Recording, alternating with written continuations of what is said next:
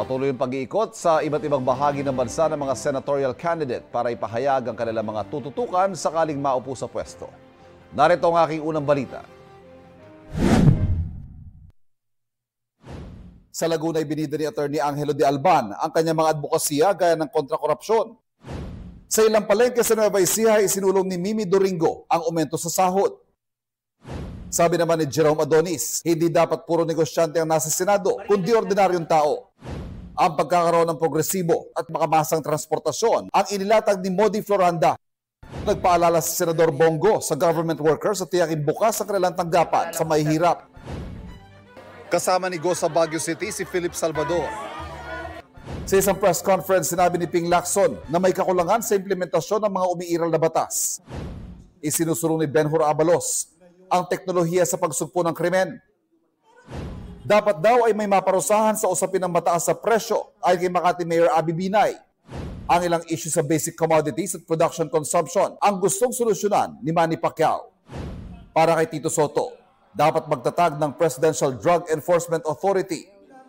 Ilang hakbang para sa pagpapaigting sa criminal justice system ang tinalakay ni Senador Francis Tolentino. Mahalaga para kay Congressman Erwin Tulfo ang pagkakaroon ng transparency ng mga opisyal ng gobyerno. Naisamang tugunan ni Congresswoman Camille Villar ang mga issue ng food inflation at traffic. Sama-sama rin sila sa campaign rally sa Pasay City, kasamang iba pang katiket na sina Senador Lito Lapid na palalawakin daw ang turismo sa buong Pilipinas. Senadora Amy Marcos na isusulong ang murang bilihin at disenteng trabaho. Senador Bong Revilla na paglalaban daw ang karapatan ng lahat.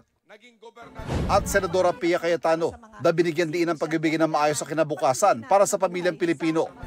Nagbigay suporta sa kanila si Pangulong Bongbong Marcos. Ang kailangan po natin ay mag-unlad, hindi po nananakot at nagsisisigaw. At ang kailangan po natin ay solusyon, hindi po ang mga maiinit at maanghang na salita na wala namang kinalaman at wala namang kabuluhan. Sa press conference, siniling ni Atty. Sunny Matula ang pagpapalaya sa isang nakakulong na aktivista. Inihayag ni Willie Revillame sa Lipa ang ilang plano para sa libreng edukasyon at pagpapagamot. Sinabi ni Marval Buena na hahanap siya ng solusyon sa epekto ng tumataas sa presyo ng petrolyo. Layo ni Leandro Verceles na magbigay ng world-class edukasyon sa mga kabataan. Isinusulong ni Ernesto Arellano ang pantay-pantay na oportunidad para sa bawat mamamayan.